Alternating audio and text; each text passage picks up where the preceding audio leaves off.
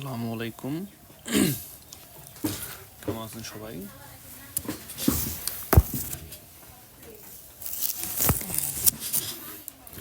আশা করি সকলেই ভালো আছেন। তো আজকে আমাদের বিসিএস এর প্রাথমিক ক্লাস, সেটা হচ্ছে গণিতের পাটিগণিত 1। আমাদের গণিত কিন্তু মোটামুটি ভালো একটা ক্রিটিক্যাল একটা বিষয়। আমাদের এটা মুখস্থ করার কিছুই নেই, আমাদের সামথিং কিছু জিনিস মুখস্থ করতে হবে। তারপর যেমন আছে ওগুলো তো অবশ্যই মুখস্থ করতে হবে, তো মুখস্থ করার মধ্যেই যে প্রথম পার্টটা আছে সেটা হচ্ছে আমরা আজ করতে বাস্তব সংখ্যা সম্পর্কে, গণিতের যে প্রারম্ভিক বিষয়, সেই প্রারম্ভিক বিষয় সম্পর্কে আজকে আমরা জানবো। চলেন ভাই শুরু করি তাহলে। তো প্রথমে আমাদের বুঝতে হবে যে সংখ্যা, অঙ্ক জিনিসগুলো আসলে কি। আচ্ছা, তাহলে আমরা ক্লাসে শুরু করতে পারি। আপনারা সবাই মনোযোগ দিয়ে শিখবেন। আচ্ছা, বাস্তব সংখ্যা,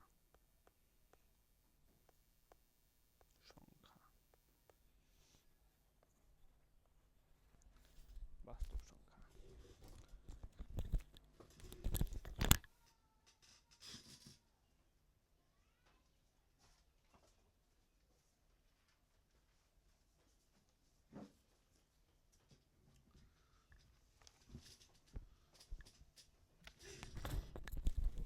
যান্ত্রিক ত্রুটির জন্য ডিসকানেক্ট হয়ে গেছিলাম, তো ফিরে আসলাম আবার ক্লাসে।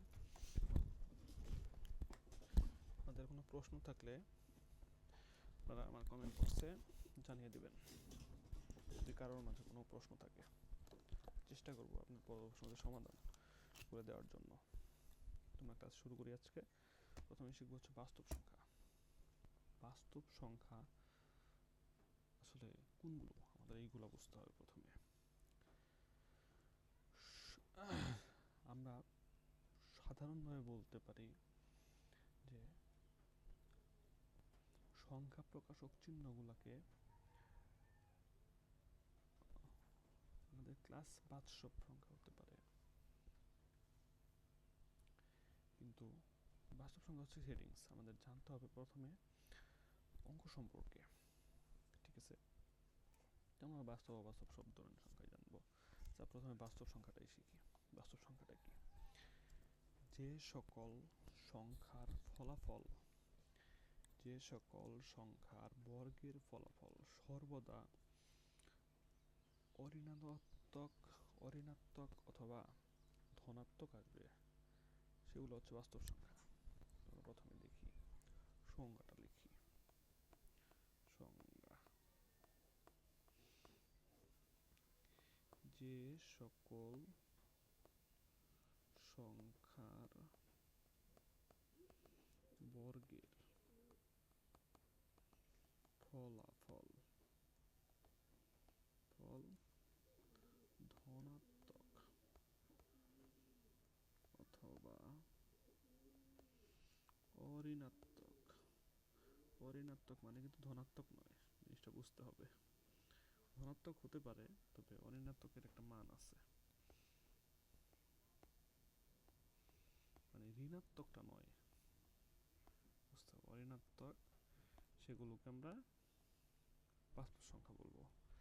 যেমন রয়েছে 0, 1, 2, 3, -2, -4, -3, -1। এগুলো কিন্তু বর্গ করলে আমাদের হচ্ছে মানটা কিন্তু ধনাত্মক আসে। আচ্ছা, তারপর পড়বো আমরা অঋণাত্মক সংখ্যা সম্পর্কে। আচ্ছা, হেডিং দেই অঋণাত্মক, অবাস্তব সংখ্যা। অবাস্তব সংখ্যা সম্পর্কে এখন আমরা পড়ব। তো অবাস্তব সংখ্যাটা কি? যে সকল সংখ্যার বর্গ করলে ফলাফলটা ঋণাত্মক আসে সেগুলো হচ্ছে অবাস্তব সংখ্যা। তোমরা পড়ি, যে সকল সংখ্যার বর্গ করলে ফলাফল ঋণাত্মক আসে তাই হচ্ছে অবাস্তব সংখ্যা। আমরা যেমন বুঝতে পারি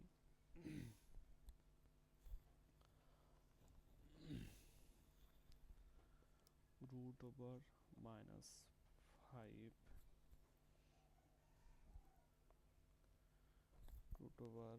√-7 √-6 সহজ অর্থে আমরা বলতে পারি √এর ভেতরে যদি কোনো মাইনাসের মান থাকে তাহলে সেই সকল সংখ্যার বর্গ করলে সেগুলো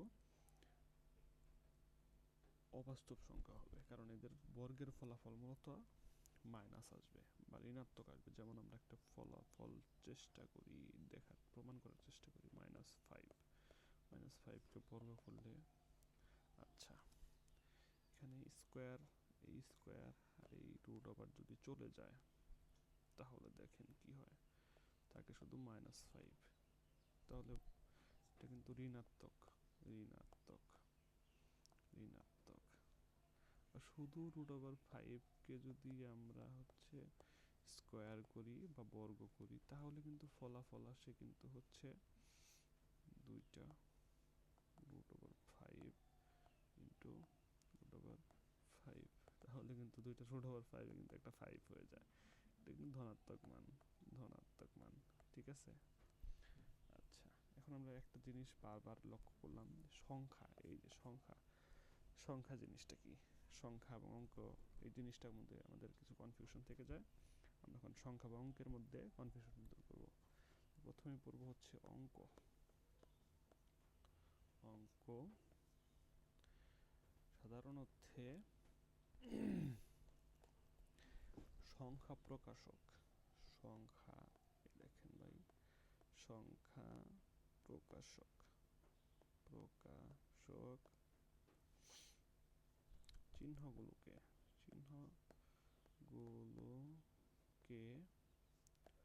অঙ্ক বলা হয়, অঙ্ক বলে।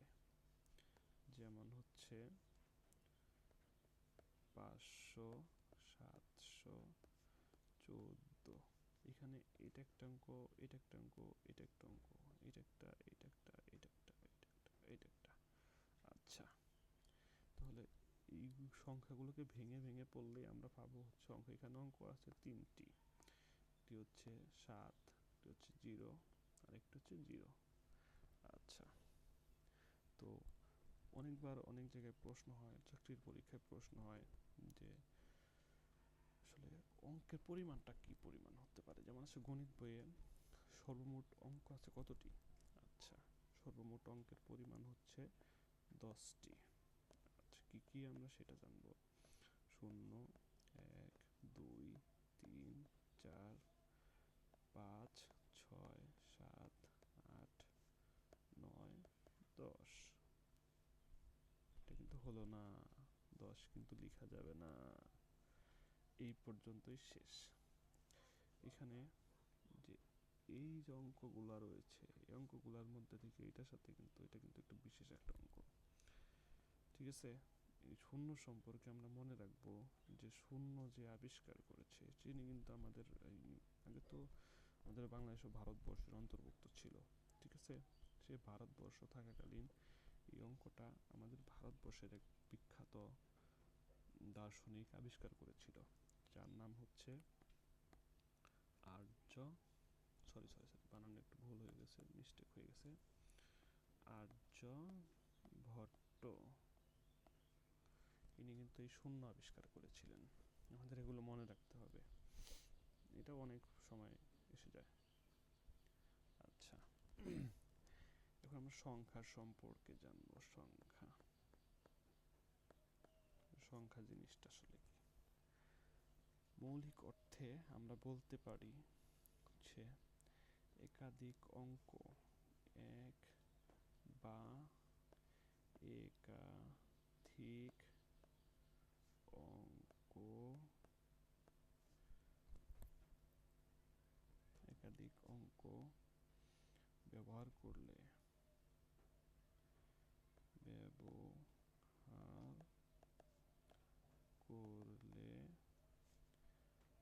আমরা সংখ্যা পাই, সংখ্যা পাই। আচ্ছা, কিভাবে? যেমন ধরো এখানে যদি আমরা 5 ব্যবহার করি, 5 কি সংখ্যা হয়ে গেল? এটা কিন্তু সংখ্যা নয়, এটা কিন্তু অঙ্ক। আচ্ছা, এখন 5-এর সাথে যদি আমরা জন, ডজন, বছর, দিন অথবা মাস গুলো ব্যবহার করি, তাহলে কিন্তু 5 এই দুইটুক এইগুলাকে মিলে, যেমন আছে 5টি থাকতে পারে, 5 জন থাকতে পারে, 5 ডজন থাকতে পারে, তাহলে 5টি যদি থাকে তো এই 5টি এটা কিন্তু একটা সংখ্যা। এভাবে এই 5-এর সাথে যাই যুক্ত হোক না কেন, যদি কোনো কিছু যুক্ত হয় তাহলে সেটাকে আমরা সংখ্যা বলতে পারবো, সংখ্যা বলতে হবে। আচ্ছা, আবার অন্যভাবে বলা যায়, যেমন ধরো 5-এর সাথে আমরা একটি শূন্য যুক্ত করলাম, 5-এর সাথে 1 যুক্ত করলাম, 7-এর সাথে 8 যুক্ত করলাম, এগুলো কিন্তু সবগুলাই কিন্তু এক একটা সংখ্যা, সংখ্যা। ঠিক আছে, এগুলো মনে রাখতে হবে আমাদের, এগুলো কিন্তু সংখ্যা। আচ্ছা, এই সংখ্যাগুলো, এই যে এই অঙ্কবাদে যে সংখ্যাগুলো রয়েছে, যেমন হচ্ছে 11 থেকে অগণিত অগণিত যে সংখ্যাগুলো রয়েছে, এগুলো কিন্তু আবিষ্কার করেছে পিথাগোরাস। পিথাগোরাসকে আমরা তো সবাই তো চিনি, তাই না? পিথাগোরাসকে কেন চিনি আমরা? পিথাগোরাস হচ্ছে একটি বিশেষ সূত্র প্রদান করেছিল, সেই সূত্রের জন্য। যেমন পিথাগোরাসের সূত্রটি কি দেখে নেই। ভূমি স্কয়ার প্লাস উচ্চতা স্কয়ার ইকুয়াল টু অতিভুজ স্কয়ার, স্কয়ার এর জন্য। আচ্ছা, আমরা সংখ্যা সম্পর্কে জানলাম, অঙ্ক সম্পর্কে জানলাম, বাস্তব সংখ্যা সম্পর্কে জানলাম, অবাস্তব সংখ্যা সম্পর্কে জানলাম। আচ্ছা, বাস্তব সংখ্যা কি? বাস্তব সংখ্যা হচ্ছে যে সকল সংখ্যার বর্গ করলে ফলাফলটা ধনাত্মক অথবা অঋণাত্মক আসে, সেগুলো হচ্ছে বাস্তব সংখ্যা। অবাস্তব সংখ্যা কি? যে সকল সংখ্যার বর্গ করলে ফলাফলটা ঋণাত্মক আসে, সেগুলো হচ্ছে অবাস্তব সংখ্যা। অঙ্কগুলা কি? অঙ্ক হচ্ছে মূলত অঙ্ক হচ্ছে সংখ্যা প্রকাশক চিহ্নগুলাকে অঙ্ক বলে, সংখ্যা প্রকাশক চিহ্নগুলাকে অঙ্ক বলে। যেমন আছে 1 থেকে 9 পর্যন্ত এই 10টি। আচ্ছা, সংখ্যা সম্পর্কে জানবো। সংখ্যা হচ্ছে একাধিক অঙ্ক পাশাপাশি ব্যবহার করলে আমরা তাকে, না সরি, এক বা একাধিক অঙ্ক পাশাপাশি ব্যবহার করলে আমরা তাকে সংখ্যা বলতে পারি। আচ্ছা, এখন আমরা সংখ্যার কয়েকটা টাইপ আছে, সেই টাইপ সম্পর্কে জানবো, মানে সংখ্যার কয়েকটা প্রকারভেদ আছে। আচ্ছা, সংখ্যা হচ্ছে তিন প্রকার, তিন প্রকার। আচ্ছা, কি কি সেটা জানবো আমরা এখন।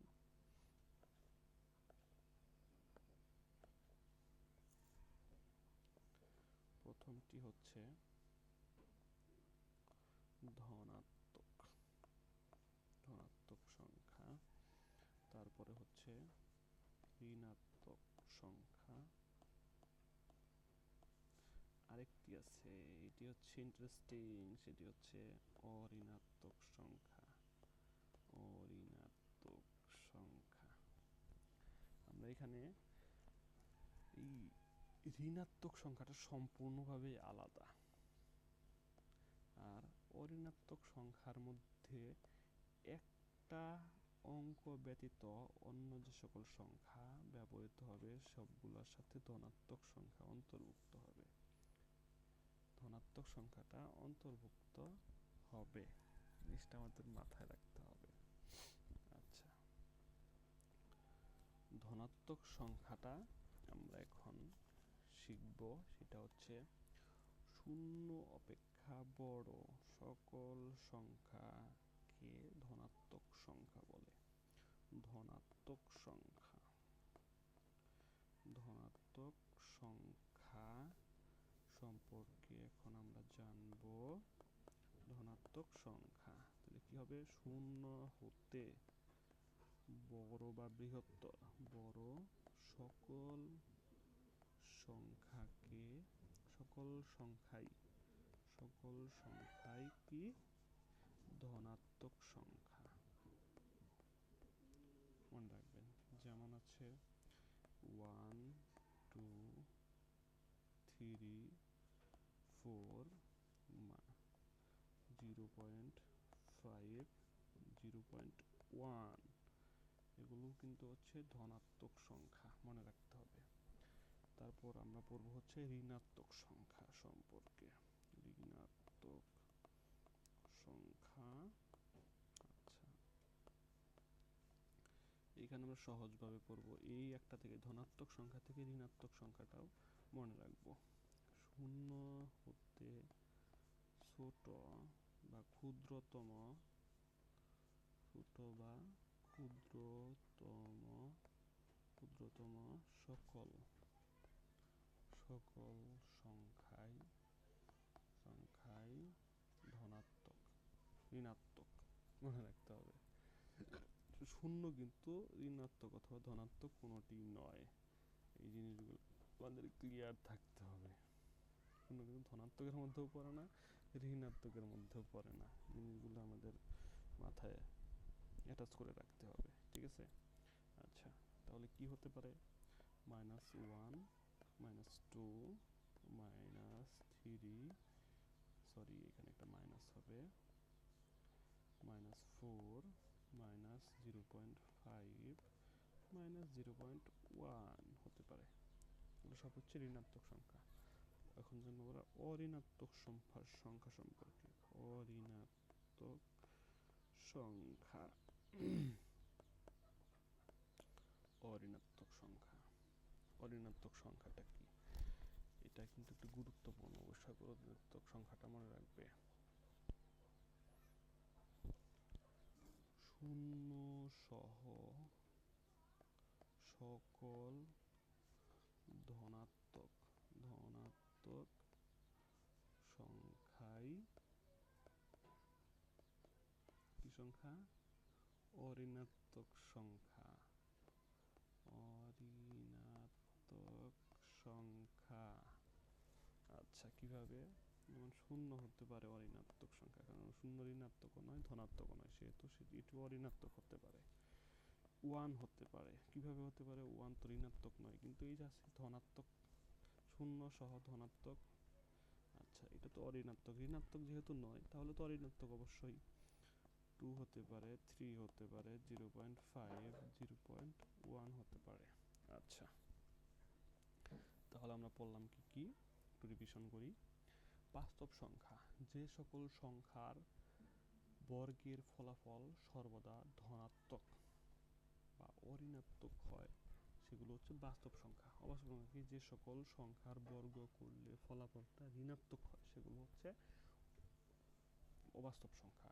আচ্ছা, অঙ্ক এবং সংখ্যার মধ্যে যে কনফিউশন থাকে সেটি দূর হয়ে গেল আমাদের। অঙ্ক হচ্ছে সংখ্যা প্রকাশক চিহ্নগুলোকে অঙ্ক বলে, যেমন আছে 0 1 2 3 4 5 6 7 8 9। আচ্ছা, আমরা এখন সংখ্যা সম্পর্কে জানবো। সেটা হচ্ছে সংখ্যাটা হলো এক বা একাধিক অঙ্ক যখন পাশাপাশি ব্যবহৃত হবে তখন আমরা তাকে সংখ্যা বলবো। আচ্ছা, সংখ্যার টাইপ আছে 3টি, সেই 3টি টাইপ সম্পর্কে এখন আমরা জানলাম। সেটি হচ্ছে ধনাত্মক, ঋণাত্মক, অঋণাত্মক। ধনাত্মকটা কি? শূন্য হতে বড় সকল সংখ্যাই ধনাত্মক সংখ্যা, আর ঋণাত্মক সংখ্যাটি শূন্য হতে ছোট সকল সংখ্যাই ঋণাত্মক সংখ্যা। আর অঋণাত্মক অঋণাত্মক সংখ্যাটা কি? শূন্য সহ সকল ধনাত্মক সংখ্যাই অঋণাত্মক সংখ্যা। আচ্ছা, এখন আমরা সংখ্যার মধ্যে যে দুটি ভিন্ন টাইপ আছে সেই টাইপ সম্পর্কে জানবো। যেমন আছে সংখ্যা, সংখ্যা এর মধ্যে রয়েছে কি কি? এখানে আছে হচ্ছে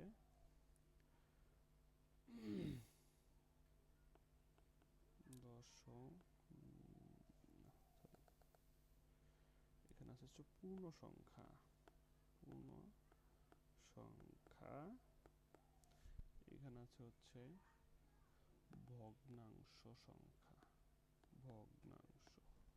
আচ্ছা, বা অপূর্ণ বলতে পারি আমরা, সমস্যা নেই। আচ্ছা, পূর্ণ সংখ্যা এবং ভগ্নাংশ সংখ্যার মধ্যে কি কি? পূর্ণ সংখ্যা হচ্ছে মূলত 1 হতে পারে, 0.1 কিন্তু হতে পারে না, এখানে একটি দশমিক ব্যবহার করে না। পূর্ণ সংখ্যা, পূর্ণ সংখ্যা জিনিসটা মনে রাখতে হবে। -2 হতে পারে, -3 হতে পারে, 4 হতে পারে। আচ্ছা, ভগ্নাংশ সংখ্যার মধ্যে কি কি হতে পারে? 0.1 হতে পারে, 2/3 হতে পারে, 3/2 হতে পারে। আচ্ছা, পূর্ণ সংখ্যা মূলত দুই ধরনের হতে পারে। যেমন আছে একটি হচ্ছে জোড় সংখ্যা, জোড় সংখ্যা। তারপরে হতে পারে বিজোড় সংখ্যা, বিজোড় সংখ্যা। তারপরে হতে পারে আমাদের ভগ্নাংশ সংখ্যা দুই রকম হতে পারে। যেমন আছে এক নম্বরে হচ্ছে দশমিক ভগ্নাংশ, দশমিক ভগ্নাংশ। আচ্ছা, আর দুই নম্বরে যেটা হতে পারে সেটা হচ্ছে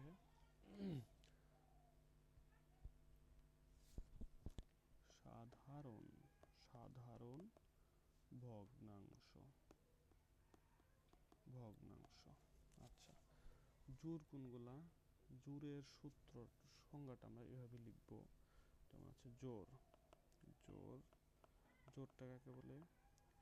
যে সকল সংখ্যাকে, যে সকল সংখ্যাকে, সংখ্যাকে 2 দ্বারা ভাগ করলে, ভাগ করলে পূর্ণ সংখ্যা পাওয়া যায়, পাওয়া যায়, তাকে জোড় সংখ্যা বলে, জোড় সংখ্যা বলে। আচ্ছা, বিজোড়টা কি? বিজোড় হচ্ছে যে সকল, এই যে এরকমই, যে সকল সংখ্যাকে, সংখ্যাকে 2 দ্বারা ভাগ করলে পূর্ণ সংখ্যা, সংখ্যা পাওয়া যায় না, যায় না, সেগুলো হচ্ছে বিজোড়, বিজোড় সংখ্যা। আচ্ছা, আচ্ছা, জোড় সংখ্যা বিজোড় সংখ্যা বললাম। দশমিক সংখ্যা, সাধারণ ভগ্নাংশ, এই জিনিসগুলো আমাদের যদি কনফিউশন থাকে তাহলে আমরা জেনে নিব। আচ্ছা, তাহলে সাধারণ ভগ্নাংশ, সাধারণ ভগ্নাংশ হচ্ছে মূলত যে, যে সকল সংখ্যা হর এবং লব দ্বারা প্রকাশ করা হবে, যে সকল সংখ্যা হর ও লব দ্বারা প্রকাশ করা হবে, করা হবে, সেগুলো হচ্ছে সাধারণ ভগ্নাংশ, সাধারণ ভগ্নাংশ, ভগ্নাংশ। আচ্ছা, তারপর আছে কি দশমিক ভগ্নাংশ, দশমিক ভগ্নাংশ। যে সকল সংখ্যা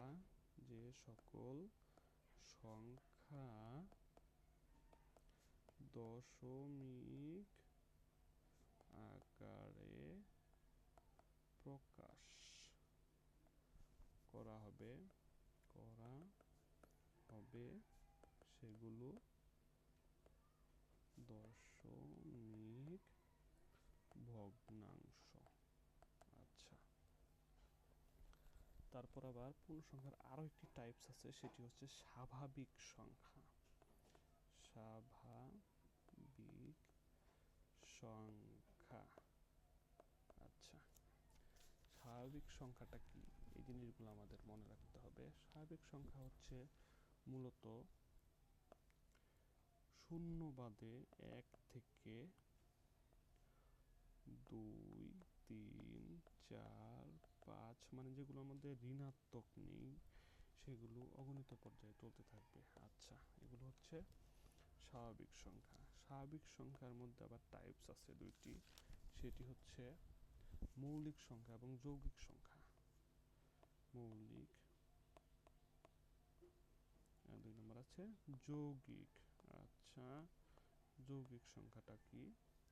মৌলিক সংখ্যাটা কি আমরা প্রথমে করব।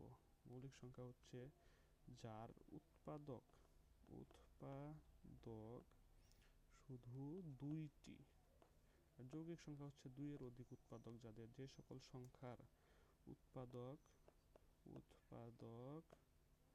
2 এর অধিক। আচ্ছা, আবার এখানে যে সাধারণ ভগ্নাংশ আছে, আমরা দশমিক ভগ্নাংশটা আগে শেষ করি, সাধারণ ভগ্নাংশ আছে, এটি হচ্ছে 2 ধরনের। একটি হচ্ছে প্রকৃত, আরেকটি আছে কি, আরেকটি আছে হচ্ছে প্রকৃত। প্রকৃত কোনগুলা? প্রকৃত হচ্ছে মানে লব ছোট, হর বড়। যেমন 2/3 হতে পারে, 4/5 হতে পারে। অপ্রকৃত কোনগুলা? অপ্রকৃত হচ্ছে হর ছোট, লব বড়। যেমন আছে এখানে 3টা উপরে, 2টা নিচে। এখানে 5 বড়, 4 ছোট। তাহলে এখানে কি হয়েছে? হরটা বড়, লবটা ছোট। আর এখানে হয়েছে কি, হরটা ছোট, লবটা বড়। আচ্ছা, তারপরে আবার হচ্ছে দশমিক ভগ্নাংশ টাইপস আছে, সেটা হচ্ছে একটা হচ্ছে সসীম দশমিক ভগ্নাংশ। সসীম দশমিক ভগ্নাংশ। আবার আরেকটা আছে কি, অসীম দশমিক ভগ্নাংশ। আচ্ছা, ভগ্নাংশ সম্পর্কে আমরা জানব। যেমন সসীম দশমিক ভগ্নাংশ হচ্ছে সেগুলো যে সকল সংখ্যার ক্ষেত্রে দশমিকের পরে যে অঙ্কগুলো থাকে সেগুলো নির্দিষ্ট পরিমাণ থাকে, মানে অগণিত পরিমাণে চলতে থাকবে না, একটা নির্দিষ্ট পরিমাণে শেষ থাকবে। যেমন হতে পারে 2.48। আবার অসীম দশমিক ভগ্নাংশ হতে পারে যেমন যে সকল সংখ্যার ক্ষেত্রে দশমিকের পরে কোনো সংখ্যা অগণিত পরিমাণে চলতে থাকবে, এগুলা হচ্ছে যেমন শেষ নেই, এগুলো হচ্ছে অসীম দশমিক ভগ্নাংশ। আচ্ছা, অসীম দশমিক ভগ্নাংশ আবার 2 প্রকৃতির হয়ে থাকে। একটি হচ্ছে আবৃত, আর একটি হচ্ছে অনাবৃত। আচ্ছা, আবৃত কোনগুলো? আবৃত হচ্ছে যে সকল সংখ্যার লেখার ক্ষেত্রে দশমিকের পরে পুনঃপুনিক ব্যবহার করা হয়, অথবা দশমিকের পরিবর্তে সংখ্যাগুলো একই ক্রমানুপাতিক ভাবে বসতে থাকে, সেগুলো হচ্ছে আবৃত দশমিক ভগ্নাংশ। আর অনাবৃত হচ্ছে কোনগুলো? যেগুলোর ক্ষেত্রে কোনো মিল নেই, যে কোনো কিছু হতে পারে এবং সেটি চলমান থাকবে। এই ক্ষেত্রেও কিন্তু চলমান থাকবে না, এই ক্ষেত্রে কিন্তু পুনঃপুনিক দিয়ে শেষ করে দেওয়া হবে। কিন্তু আমাদের বুঝতে হবে যে এরপরে এই একই ধারার সংখ্যা চলমানভাবে রয়েছে, কিন্তু পৌনঃপুনিক দিয়ে শেষ করে দেওয়া হবে। আর অনাবৃত হচ্ছে এগুলোর কোনো শেষ নেই, এগুলো মূলত হচ্ছে কোনো দশমিকের পরে পর্যায়ক্রমিকভাবে অমিলভাবে চলতে থাকবে। আচ্ছা, আমরা এখন আরেকটি বিষয় সম্পর্কে জানবো, সেটা হচ্ছে মূলদ সংখ্যা এবং অমূলদ সংখ্যা সম্পর্কে। অমূলদ সংখ্যা সম্পর্কে। আচ্ছা, মূলদ সংখ্যার মধ্যে কি কি যেতে পারে? একটি হচ্ছে পূর্ণ সংখ্যা সর্বদা মূলদ সংখ্যা হয়। 2 নম্বরে হচ্ছে আমাদের এই যে দেখেন পূর্ণ সংখ্যাটা কিন্তু মূলদ সংখ্যা। তারপরে হচ্ছে স্বাভাবিক সংখ্যাটাও কিন্তু মূলদ সংখ্যা। স্বাভাবিক সংখ্যা, স্বাভাবিক সংখ্যাটাও কিন্তু মূলদ সংখ্যা। আবার এইদিকে আমরা এই যে ভগ্নাংশ সংখ্যা, যে ঠিক আছে, এখানে আমাদের হচ্ছে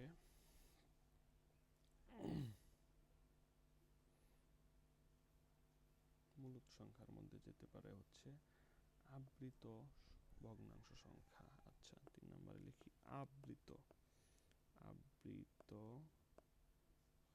ভগ্নাংশ। আবৃত ভগ্নাংশ হচ্ছে মূলদ সংখ্যা। তারপরে কি হতে পারে আমাদের, যে সকল বিষয়গুলা হতে পারে, সসীম সংখ্যা হতে পারে, সাধারণ সংখ্যাও হতে পারে। সসীম সংখ্যা হতে পারে এখানে এই যে সসীম সংখ্যা হতে পারে। তারপরে হতে পারে কি সাধারণ ভগ্নাংশ হতে পারে। তাহলে সসীম সংখ্যা হতে পারে, প্লাস হচ্ছে সাধারণ সংখ্যা হতে পারে। আর অমূলদ সংখ্যার মধ্যে কি কি হতে পারে? 1 নম্বরে হচ্ছে অনাবৃত সংখ্যা। সংখ্যা হতে পারে। তারপরে আছে হচ্ছে কোনো মৌলিক সংখ্যার উপর যদি রুট ওভার থাকে, কোনো মৌলিক সংখ্যার উপর যদি রুট ওভার থাকে, সেইটি হচ্ছে মূলদ সংখ্যা। আবার 3 নম্বরে আছে হচ্ছে কোনো মৌলিক সংখ্যার উপর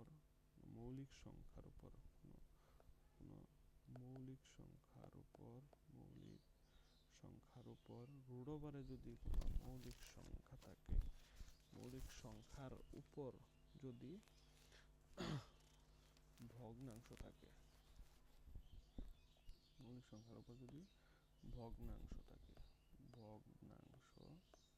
থাকে, এইটাও তুই হবে পাওয়ার আকারে যদি ভগ্নাংশ থাকে, সেটা কিন্তু অমূলদ সংখ্যা হবে। আবার বীজগণিতিক রাশি আকারে যে সকল সংখ্যা ব্যবহৃত হয়, যেমন রয়েছে হচ্ছে পাই, এক্সিলেন্সি, আরেকটা আছে, এগুলো কিন্তু হচ্ছে সর্বদাই অমূলদ সংখ্যা। তো আমাদের আজকের ক্লাস এই পর্যন্তই। সবাই ভালো থাকবেন। আমার যদি কোথাও ভুল ত্রুটি হয়ে থাকে ক্ষমা দৃষ্টিতে দেখবেন। সকল প্রশংসা আমাদের মহান সৃষ্টিকর্তা পরম দয়ালু আল্লাহ তাআলার। আসসালামু আলাইকুম, আল্লাহ হাফেজ।